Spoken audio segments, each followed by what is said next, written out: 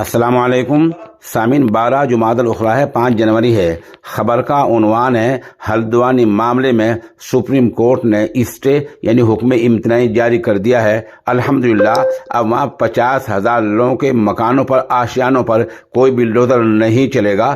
ساتھ ہی supreme court نے کہا کہ ہائی کورٹ کا جو فیصلہ ہے 7 دن میں مکان گرانے کا، یہ صحیح نہیں ہے۔ سپریم کورٹ نے واضح کر دیا۔ خبر اور تھوڑی تفصیل سے سنیے۔ سپریم کورٹ نے اتراکھنڈ کے ہلدوانی میں تقریباً 50,000 لوگوں کو بڑی راحت دے دی ہے۔ سپریم کورٹ نے ہائی کورٹ کے اس آدیش پر اسٹے دے دیا ہے، یعنی حکم امتناعی جاری کر دیا ہے، جس میں ریلوے کو 7 دن کے اندر ناجائز قبضے ہٹانے کا آدیش دیا گیا تھا۔ سپریم کورٹ نے کہا کہ 7 دنوں میں ناجائز قبضہ ہٹانے کا فیصلہ درست نہیں ہے۔ سماعت کے دوران جسٹس سنجے کول نے کہا کہ اس معاملے کو انسانی نظریے سے، ہمدردی کے نظریے سے، رحم دلی کے نظریے سے دیکھنا چاہیے۔ جسٹس کول نے کہا معاملے کو حل کرنے کی ضرورت ہے۔